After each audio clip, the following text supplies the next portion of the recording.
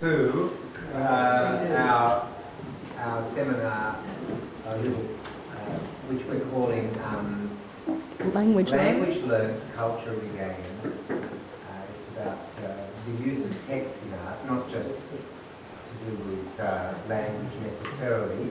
We're going to just talk for about 20 minutes about text-based art and how text is used in art in various ways. And we have with us Ian Waldron, the artist, who, as I said, has been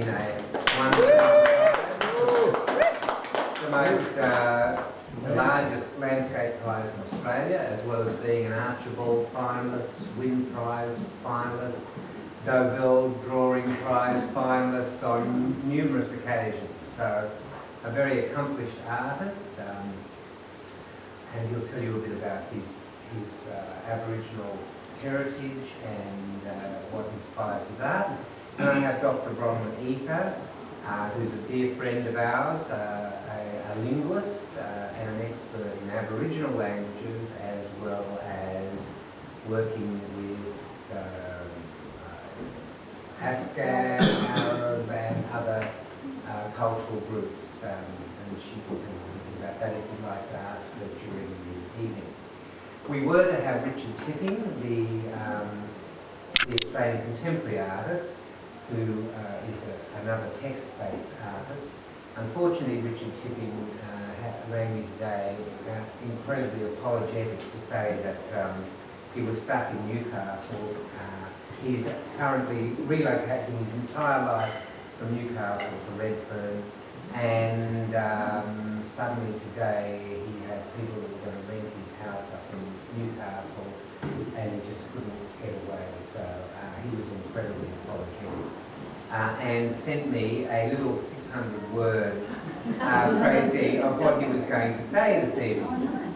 Now, I wonder, it's probably a good idea, or at the risk of delaying pearls of wisdom from both Ian and Bronwyn, I could read this out, but no, before I do, maybe I'll get Ian just to say a few words about himself, just to introduce him and his culture and what inspires his art, and then I might read out Richard Tipping's good piece, and then I might ask Bronwyn. Ian, over to you. Okay.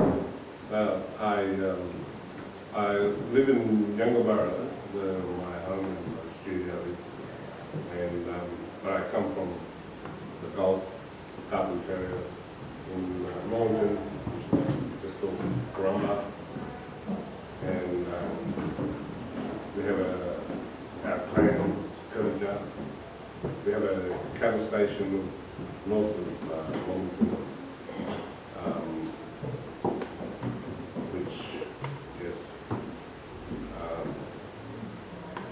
Is a great source of pride to me that we have taken, we now own that station through land rights and bought it in the wife fellows land, owning land. So that has been a very great, successful thing that's happened. We first bought that in 1982 for 1.9 million, which at the time, B.L.P. Peterson didn't really want to happen, but through lots of hard work, they did buy it, and in 2002 we all went back to celebrate, and the government came up to hand over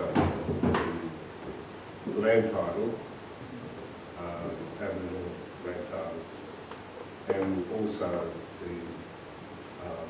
the deeds, because by 2002 we had paid it all. So in '82 there was about 10,000 head on the station. It is one of the largest cattle stations in Queensland. But by 2002 there were about 44,000 head.